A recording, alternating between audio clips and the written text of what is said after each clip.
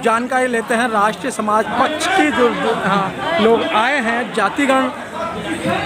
जातीय जनगणना कराने के लिए और जो आरक्षण की बात की जा रही है, उसमें हम बात करते हैं। हमारे साथ में ऐसा, क्या नाम है आपका? मेरा नाम गोपाल ऋषिकर भारती, मैं राष्ट्रीय संयुक्त मोर्चा का कन्वेनर हूँ, राष्ट्रीय संयोजक हूँ।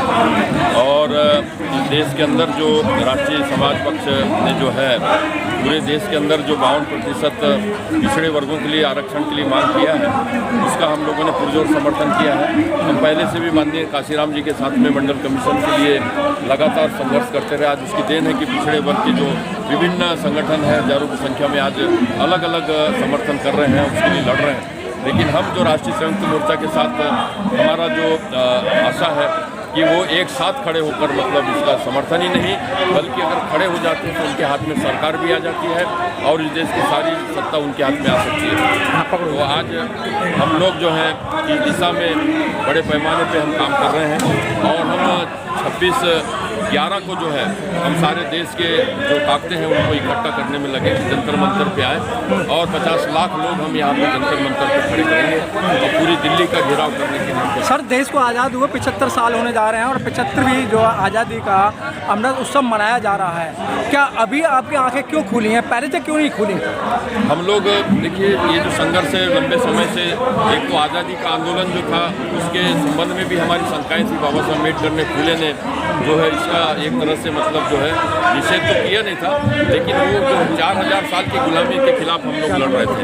तो इस तरीके से हम लोग जो है आज इस देश के लिए जो है हमारा जो संघर्ष है, इस देश की सामाजिक और आर्थिक बराबरी के लिए हमारा संघर्ष है। और आज़ादी का जो अंग्रेजों से आज़ादी की केवल बात नहीं है, इसमें प्रत्येक आदमी को न्यूनतम जो है आर्थिक अधिकार की और सामाजिक जो उनका जो अधिकार है इंसान होने का जो है, आज भारत के 95% लोगों को जो है नागरिकता का दर्जा नहीं, जो इंसान भी है। तो आप समझ जाइए कि कितना भयानक हमारे देश के अंदर गुलामों का एक बाजार रहा है। और इसलिए हम लोग चाहते हैं कि इस लड़ाई को जो है हम 4000 साल की गुलामी को 4 साल के अंदर खत्म करना चाहते हैं। बहुत हो गई गुलामी, अब इसको हम लोग एक अंजाम देने के लिए निकले। भारती जी, बाबा साहब ने 340-341 के तहत जो एक आर्टिकल लिखा था, लेकिन आप लोगों ने, बैकवर्ड लोगों ने बाबा साहब को पढ़ा ही नहीं। और जब आरक्षण की बात होती है तो बैकवर्ड के ही लोग दलितों पर और लाठियाँ बरसाते हैं। देखा ना आपने मंडल आयोग जब लागू हुआ। हाँ, ये जो बात है, देखो ये जो कास्टिज्म जो बनाया गया है, ये एक जो परिस्थिति है कि वो शेड्यूल कास्ट के लोग भी कभी कभी आप देखेंगे कि उनके साथ शामिल होते हैं। ऐसा नहीं कि केवल पिछड़े वर्ग के लोग हैं।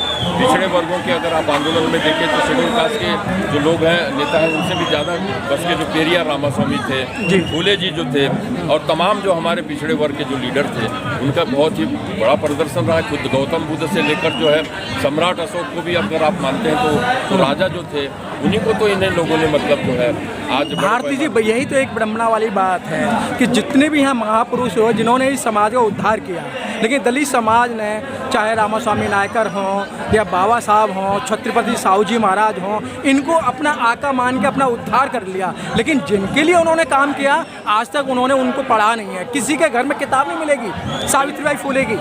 बिल्कुल बिल्कुल, आपका एक कॉन्सेप्ट और ये कहना बहुत उचित है। लेकिन समाज अक्सर क्या होता है कि परंपराओं से और समाज के प्रबुद्ध लोगों से चलता है। ये बात को हमको समझना पड़ेगा।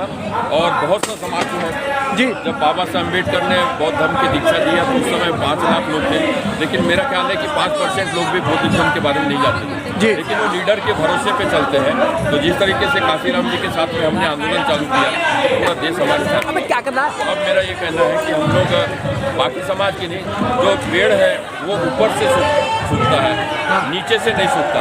इसलिए क्या है, जो नेता है वो अगर ईमानदार हो जाएंगे तो हम 4 साल के अंदर जो है इस आज़ादी को हम दिला दें। इसलिए मैं कहना है कि जो 15 करोड़ पढ़े लिखे लोग हैं, वो अगर 5-5 लोग भी अगर इकट्ठा कर लें समाज के, तो 15 करोड़ 15 जो है जो आप देखेंगे कि 75 करोड़ लोगों को हम लोग इकट्ठा कर सकते हैं। इसलिए हमें विश्वास है कि हम इस देश की जो आज़ादी है और इज्जत का जो सवाल है उसके ऊपर हम काम करेंगे। भारती जी, 1585 की बात करते हैं आप।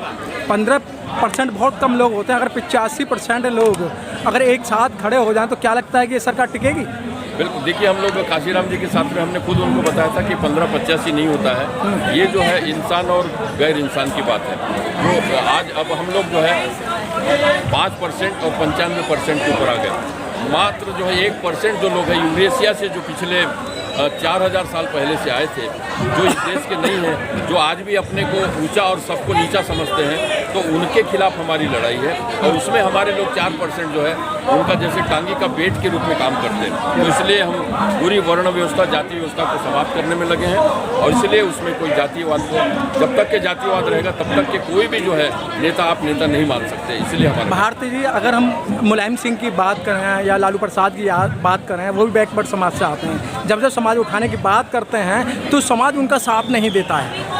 देखिए, वो हिंदुत्व के नाम से आप देखेंगे, हिंदू जो ये था, हिंदुइज्म जो है, किसी युग में हम हिंदू नहीं थे। ब्राह्मणों को भी हम कहते हैं कि भाई आप सतयुग में आइए, आप त्रेता युग है, द्वापर है, किस युग में आप हिंदू थे। हम तो उनसे पूछते हैं आप बाकी लोगों को क्या हिंदू।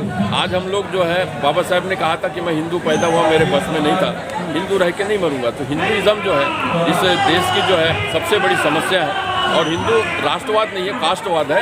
इसलिए हमको समझना पड़ेगा कि इसको समझाना जरूरी है लोगों के सामने कि ये सही जो कॉन्सेप्ट है। हमारा जो भारत है, ये भारत का संविधान जो है भारत राष्ट्र की बात करता है और भारतीय जो इंसानियत की बात करता है। इसलिए हमारे लोगों को ये गर्व से जो है भारत राष्ट्र जिंदाबाद कहना चाहिए। हिंदू राष्ट्र नहीं हो सकता, हिंदू कास्टवाद है। इसलिए हमारे लोगों को सर, हिंदू राष्ट्र घोषित हो चुका है सर। नहीं, घोषित कोई हो नहीं सकता है, उनका अभी अपना कहना है। तो इधर खालिस्तान भी घोषित हो चुका है उनका, इधर जो है इस्लामी राष्ट्र घोषित हो चुका है। सबके अपने अपने राष्ट्र, एक हिंदू कास्टवाद अगर आता है, हर जाति का एक राष्ट्र बनाना पड़ेगा। हिंदू अगर राष्ट्र हो जाता है दुर्भाग्य से, तो 10,000 राष्ट्र बनाना पड़ेगा, कोई भी कास्ट का एक राष्ट्र देना पड़ेगा। तो ये जो है एक शैतानियत है। हिंदू जो विजन है, इसको सुप्रीम कोर्ट ने भी कह दिया कि हिंदू कोई धर्म नहीं है। इसलिए लोग गलतफहमी में न रहे। हिंदू तो जो है वो एक कास्टवाद है और कास्टवाद इस देश का राष्ट्रघात है और राष्ट्रघात का मतलब शैतानियत की विचारधारा। इसलिए हम इसका बाइकआउट करते हैं। सर, राष्ट्रीय समाज जो पक्ष है, जो नया संगठन बना है सर, आए दिन रोजना की संगठन बनते हैं, पार्टियां बनती हैं, लेकिन फिर वही धाक के 3-5 वो आगे नजर नहीं आती हैं। बिल्कुल, आपने कहा कि हम लोग इसीलिए जो है भारत के अंदर 10 लाख संगठन सामाजिक हैं और कम से कम नहीं तो भी 2000 राजनीतिक पार्टी हैं। उनमें से हम जो है 10,000 सामाजिक संगठनों को और हम 100 पार्टियों को हम इकट्ठा कर रहे हैं। अपनी पार्टी बनाइए, लेकिन जिसका आमदार खासदार अगर इस बार जो है विधानसभाओं में और जो संविधानवादी जो लोग हैं अगर नहीं पहुंचेंगे, तो फिर ये जो जितने ये कायनात ये करते हैं, कांग्रेस से लात खाएंगे, फिर भाजपा को जिताएंगे, भाजपा से लात खाएंगे, फिर कांग्रेस को जिताएंगे। तो इस तरीके से काम नहीं चलने देंगे। हमको जो भी पार्टी है, चाहे कांग्रेस हो, चाहे भारतीय जनता पार्टी हो, सबको इंसानियत के ऊपर, भारत के संविधान के ऊपर काम करना पड़ेगा। ये रेवड़ियाँ बांटने का काम बंद करो और इस देश को न्यूनतम जो है 25,000 का रोजगार और बुनियादी सुविधाओं के अधिकार की गारंटी देना पड़ेगा। भारती जी, चलते चलते संविधान बचाना जरूरी है या जनगणना जरूरी है इस समय? देखिए, संविधान बचेगा तो जनगणना बचेगी जी। तो इसमें संविधान ही मेन चीज़ है और संविधान का मतलब ये है कि इंसानियत को बचाना है जी। तो सबसे बड़ी चीज़ है कि जो भी संविधान हो, चाहे धर्म हो, बाबा साहब ने कहा था कि धर्म जो होता है इंसान के लिए होता है, इंसान धर्म के लिए नहीं होता है। तो पहला काम है कि हमने 3 बातों के ऊपर ध्यान दिया है। पहला है कि ये भारत का संविधान, भारत ये राष्ट्र है, और तीसरी चीज़ है मानव अधिकार की रक्षा। 3 चीज़ों के लिए हमने कॉमन मिनिमम प्रोग्राम बनाया है और उसके लिए हम लोग लड़ रहे हैं। और आने वाले समय पे हमारा टाइम बाउंड प्रोग्राम है कि हम 4 साल के अंदर भारत की जनता को यह जो जातिवाद और पूंजीवाद की जो गुलामी है, इससे हम मुक्त कर देंगे। भारती जी, चलते चलते आपको लाखों लोग देख रहे हैं, देश ही नहीं आपको विदेश के लोग भी देख रहे हैं, चैनल को 24 कंट्रियाँ देख रही हैं, तो क्या संदेश देना चाहते हैं कि पूरे भारत के अंदर त्राही हो रही है? संदेश ये हमारा कि सारी दुनिया के लोगों एक हो जाओ और इस देश के अंदर इंसानियत को बचाना है। ये समस्या केवल भारत की नहीं है, विश्व की भी है कि पूंजीवादी जो तत्व जो है सारी दुनिया के अंदर जो हावी हो रहे हैं, इसका हमको बाइकआउट करना पड़ेगा और न्यूनतम और अधिकतम का जो लोकतांत्रिक समाजवाद की स्थापना करना पड़ेगा हमको। और वो भारत का संविधान जो है आज विश्व का एक मॉडल संविधान बन सकता है। इसलिए हम लोग केवल भारत के अंदर नहीं, बल्कि अगर दुनिया को अगर गुरु देश हमको बनाना है तो हम लोग भारत के अंदर पहले अपनी सरकार को हम बनाना चाहते हैं। इस देश के ऊपर अगर हम शासन नहीं कर पाएंगे तो दूसरों को हम क्या बताएंगे। तो इसलिए हमारा नारा है कि इस देश के अंदर जो है हम सारे दुनिया के जो मानव है, मानवता के लिए हमारी लड़ाई है। इसलिए हम लोग जो है इस देश की जो सत्ता है उसके ऊपर हम यहाँ के मूल निवासियों को स्थापित करना चाहते हैं। Press the bell icon on the YouTube app and never miss another update.